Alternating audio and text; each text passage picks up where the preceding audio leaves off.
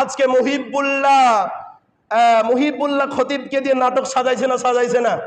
তাকে পাগল বানায় ফেলেছে, তাকে কালো জাদু করে, কি জাদু করে? আরে কালো জাদু করে তাকে পাগল বানায় ফেলেছে মিয়া। তার পরিবারটাকে ধ্বংস করে দিচ্ছে, তার ছেলে মেয়েদেরকে পাগল বানায় দিচ্ছে। আরে তারা মুসলিম ঘরে জন্ম নিয়েছে, বেটা আমার মুসলিমের রক্ত আমার গায়ে আছে, আমার বোনকে ধর্ষণ করছে, আমার ভাইকে গুম করে নিচ্ছে, আমার কোনো কথা নাই। আমরা কি মুসলিম? কে বলেছে আমরা মুসলিম ভাই? আমার বোনকে ধর্ষণ করছে, আমার ভাইকে গুম করে নিচ্ছে, আমার ভাইয়ের পরিবারকে নষ্ট করে দিচ্ছে, আমরা কোন কথা বলতে পারি না। এই মুসলিম থেকে কোন লাভ আছে বাংলাদেশে? আজকে আমরা বিক্রয় হয়ে গেছি তাদের হাতে, আজকে বিক্রয় হয়ে গেছে নমরুদের হাতে, আজকে বিক্রয় হয়ে গেছে নাস্তিকদের হাতে। আমরা কল্পনা করতে পারি না, আজকে বাড়ি থেকে ভয়ে বের হতে পারি না এই নমরুদের কারণে। কি মনে করছেন আজকে আমার মেয়ে নিরাপদে নাই, আজকে আমার স্ত্রী নিরাপদে নাই এই নমরুদের কারণে? তারা কত পরিমাণ ভণ্ড হতে পারলে এমনটা হতে পারে জানেন? তারা বলে কি, মুসলিম নারীদেরকে বলে, যদি আমার সাথে প্রেম করো, আমার সাথে ভালোবাসা করো, তোমার এই ধর্মকে আমি মেনে নেব। বলো নাউজুবিল্লাহ।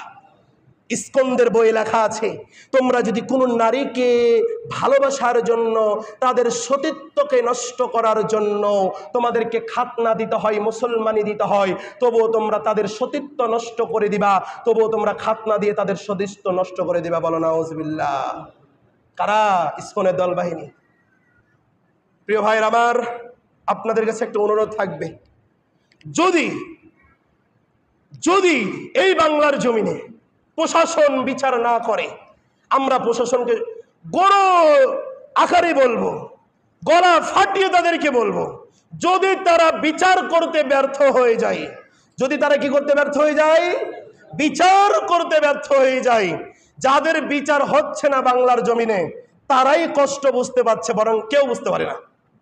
কথা আমার বুঝতে পারছেন না? আমার মেয়েকে ধর্ষণ করেছে, আমার কাকে ধর্ষণ করেছে? আমার মেয়েকে ধর্ষণ করেছে। আমার মেয়ের বিচার যদি এই বাংলার জমিনে না হয়, কেউ কি কষ্ট বুঝতে পারবে না? আমি বুঝতে পারবো, আমি আমার কষ্ট বুঝতে পারবো, কেউ আমার কষ্ট বুঝতে পারবে না। কথা সত্য না মিথ্যা? কেউ আমার কষ্ট বুঝতে পারবে না। আজকে আমার মেয়েকে ধর্ষণ করা হচ্ছে, কেউ কথা বলে না। সবাই কি নিয়ে ব্যস্ত? বিএনপি রাজনীতি নিয়ে ব্যস্ত, জামাত ইসলাম রাজনীতি নিয়ে ব্যস্ত, এনসিপি পার্টি রাজনীতি নিয়ে ব্যস্ত, ওই দল রাজনীতি নিয়ে ব্যস্ত। আমার বোনকে ধর্ষণ করে যাচ্ছে, করে যাক, কোনো সমস্যা নাই। প্রতিবাদ কে করবে? কবর থেকে উঠেছে আপনার বাপদাদা করবে? এই মেয়ে, কবর থেকে উঠেছে আপনার বাপদাদা করবে? অপেক্ষা করেন। আল্লাহ রসুলের বিবি, ছোট্ট বিবি আয়েশা রাদিয়াল্লাহু তাআলা আনহা, আল্লাহ রসুল বলছে, আয়েশা শুনো শোনো শোনো শোনো, তুমি ছোট্ট ছোট্ট গুনাহ থেকে বেঁচে থাকো, কারণ এই ছোট্ট ছোট্ট গুনাহগুলো একদিন কি হয়ে যাবে? বিশাল বড় পাহাড় আকৃতি ধরে ফেলবে। এই জন্য বাংলাদেশের ছোট্ট ছোট্ট জিনিসগুলোকে যদি আজকে আপনি দাবিয়ে দিতে না পারি, এই ছোট্ট ছোট্ট বিষয়গুলো একদিন মুসলিমদের জন্য ভয়ানক হবে না? হবে না? কথা সত্য না মিথ্যা? প্রিয় ভাই আমার, যেখানে অন্যায় সেখানে প্রতিবাদ হবে ইনশাল্লাহ।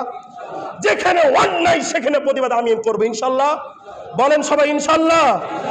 আমাদের উচিত জামাতকে এক হয়ে যাওয়া। এখন আমাদের উচিত বিএনপিকে এক কাঁধে দ্বারা, আমাদের উচিত আওয়ামী লীগকে এক কাতারে দ্বারা, আহলে হাদিস হানাফি সবাইকে এক কাতারে দাঁড়িয়ে এই নমরুদের বিপক্ষে যুদ্ধ করার কথা সত্য না?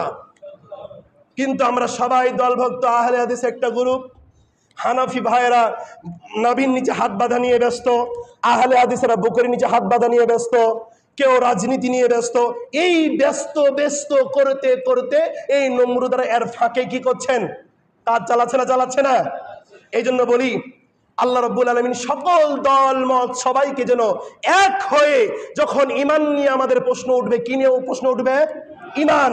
যখন ঈমান নিয়ে প্রশ্ন উঠবে, কে আহলে হাদিস, কে হানাফি, কে সালাফি, কে জামাত, কে বিএনপি, কে আওয়ামী লীগ, কোনো দেখার বিষয় থাকবে না। যখন ঈমান নিয়ে আমাদের প্রশ্ন উঠবে, সবাই কাঁধে কাঁধ মিলিয়ে তাদের বিপক্ষে আমরা যুদ্ধ করবো ইনশাল্লাহ। আবার বলেন ইনশাল্লাহ।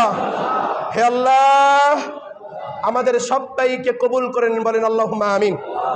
আবারও বলেন আল্লাহুম্মা আমিন।